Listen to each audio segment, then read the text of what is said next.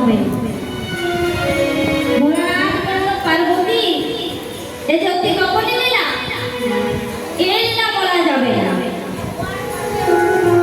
না প্রভু, আপনাকে বলতেই হবে।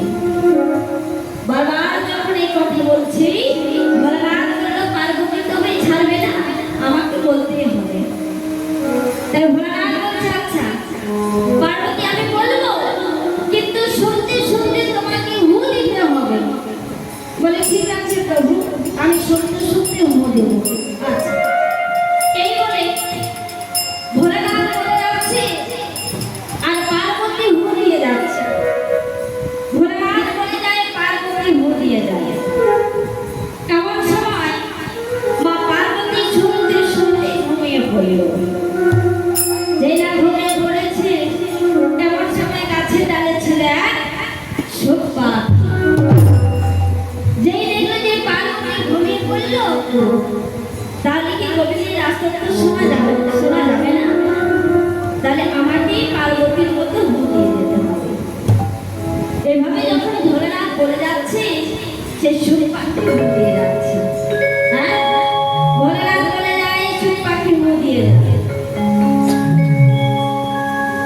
এমন সময় ভোলানাথের যখন বলা শেষ, হ্যাঁ, ভোলানাথের যখন বলা শেষ, তখন পার্বতীকে বলছে, পার্বতী ও পার্বতী, পার্বতী তাড়াতাড়ি ঘুমটি করতে বলে, প্রভু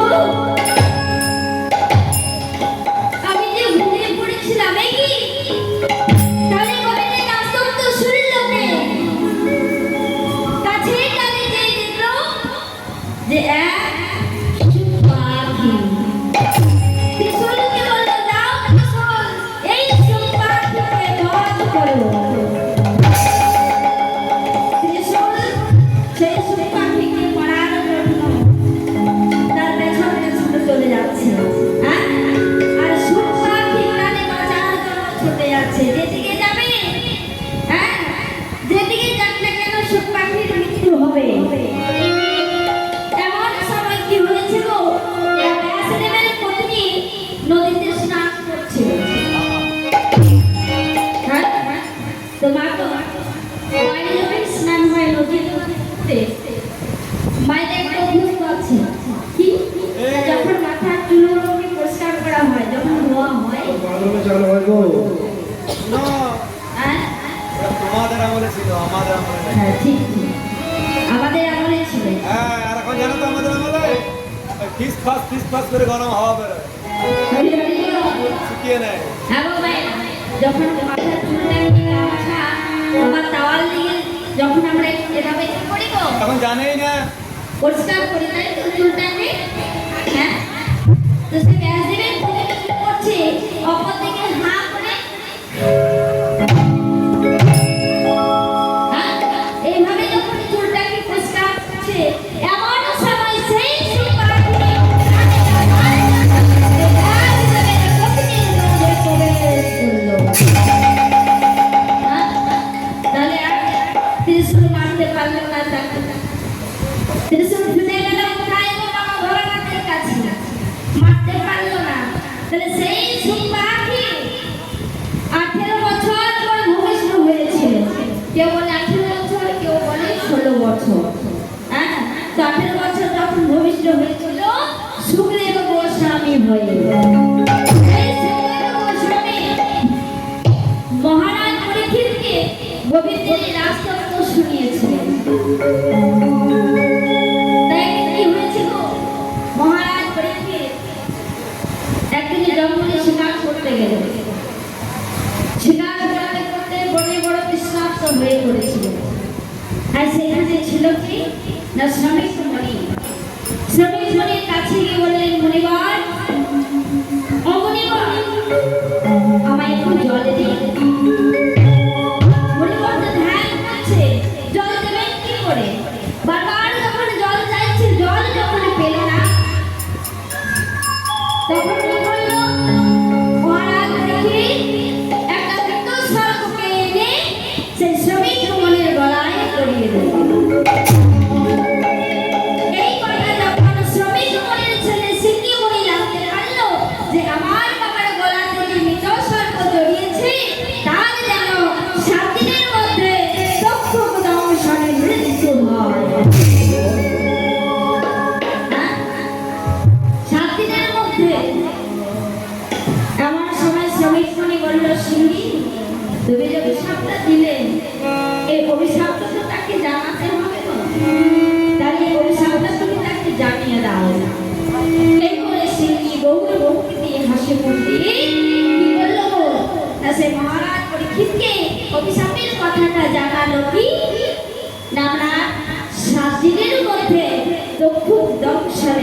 শুরু হবে।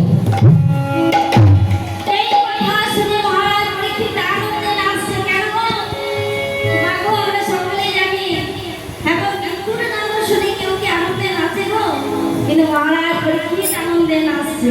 কেন গো? আমরা সকলেই জানি জন্ম যখন হয়েছে মৃত্যু আমাদের অনিবার্য।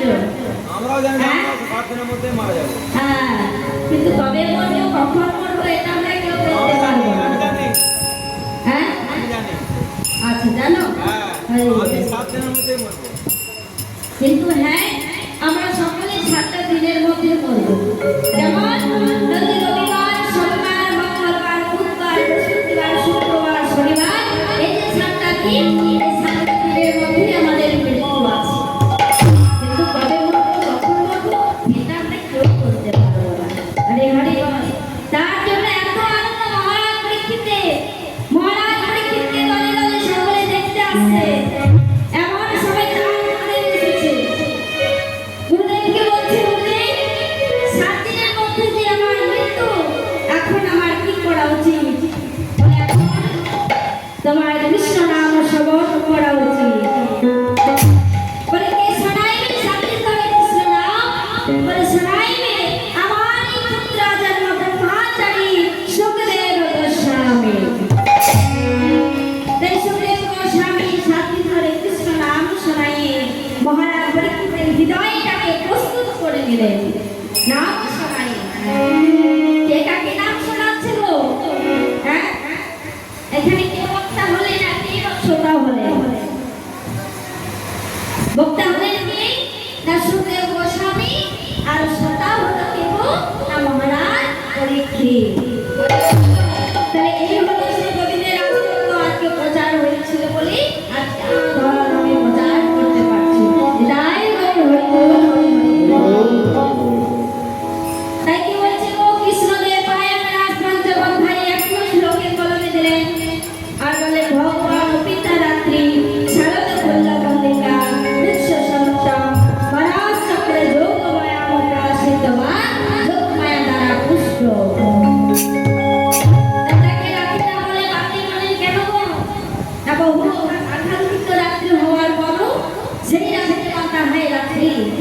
তাহলে মা সর্বপ্রথম জানতে হবে এখানে ভগবানকে। কি গো, তাই তো? ভক্তই করে ভগবান, ঐশ্বর্যপূর্ণ যিনি তিনি ভগবান। বলে, কার শুনতে আছে গো বাবা? না নমলের নন্দন কৃষ্ণের সচিদানন্দ বিগ্রহ অনাদি আদি গোবিন্দ সর্বকরণের ধারণ। আরে হরি বল। কৃষ্ণের অনন্ত গুণ। হ্যাঁ, কৃষ্ণের অনন্ত গুণ। তাই কি বলছি গো? ভগবান অপিতা রাত্রি গোপিত কায়া প্রতিশ্রুতি রজনী। রামচন্দ্র পিতৃশ্রাদ পালনের জন্য 14 বছর বনবাসে গিয়েছিল। কি গো, তাই তো? হ্যাঁ,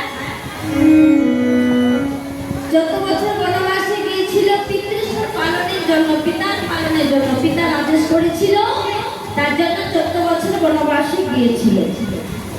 সেখানে থাকাকালীন মুনি ঋষিগণ ওই রামচন্দ্রের রূপরাশি দর্শন করেছিল। যেই না রামচন্দ্রের রূপরাশি দর্শন করে তারা মনে মনে বলেছিল, যদি আমরা ওই পরম পুরুষকে প্রতিরূপে পাই তাহলে আমরা কতটা আনন্দ উপভোগ করবো। হরি বল। এই কথা যখন ভগবান জানতে পারলেন, তখন সঙ্গে সঙ্গে দৈববাণী বলে আর বললেন, হে মুনি ঋষিগণ, এই যুগে সীতা দেবী ছাড়া অন্য কোন রমণীর সঙ্গ করা যাবে না। তারপর যুগে যখন বৃন্দাবনে মধুর লীলায় রত হব, তখন তোমাদের মনোবাসনা পূর্ণ করব। হরি হরি বল।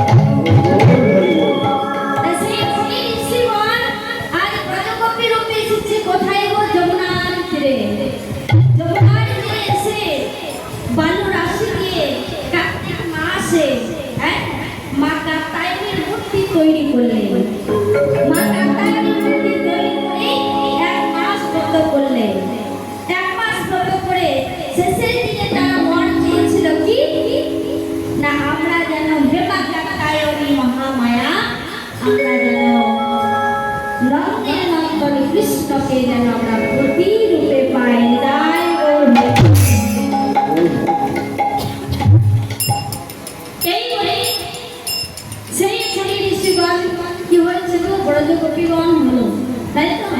বলে বজগোপীগণ আজ সাথে কোথায় গো না যমুনা আরে ফিরে আরে আরে গো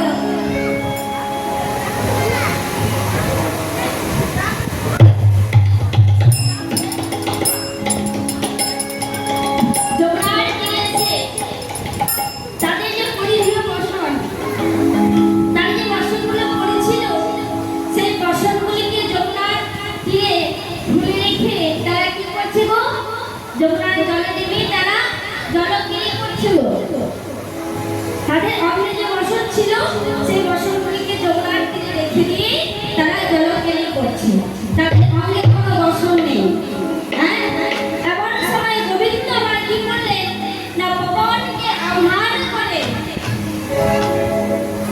তাদের বসনগুলিকে চুরি করে নিয়ে সে কদমের ডালে চাপিয়ে দিল আর গোবিন্দ আবার কি করছেন গো না আপন মনে বাঁশি বাজাচ্ছেন হরে হরে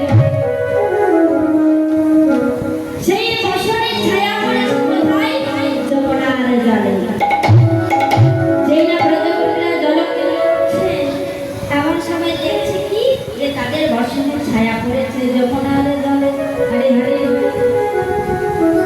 কদম ডালে যে দেখলো তাদের বসনগুলি সকল ব্রজগোপীগণ বলে উঠল ঠাকুর ও ঠাকুর আমাদের বসনগুলি ফিরিয়ে দাও গোবিন্দ আবার বলল শোনো শোনো তোমরা এক এক করে আমার কাছে এসো আর বসন নিয়ে যাও জেনে কথা বললো ব্রজগোপীগণ বলে উঠল ঠাকুর আমরা যে বিভীষণা তাই বলছে আমাদের বসনগুলি ফিরিয়ে দাও তুমি যদি আমাদের বসনগুলি ফিরিয়ে না দাও তাহলে এই যে তোমার মনের কথা তোমাদের ঘরে ঘরে দিয়ে বলে আসো গোবিন্দ মা বলছে যাও যাও ব্রজের ঘরে গিয়ে বলে এসো ব্রজগোপীগণ বলে বলল ঠাকুর ব্রজে গেলে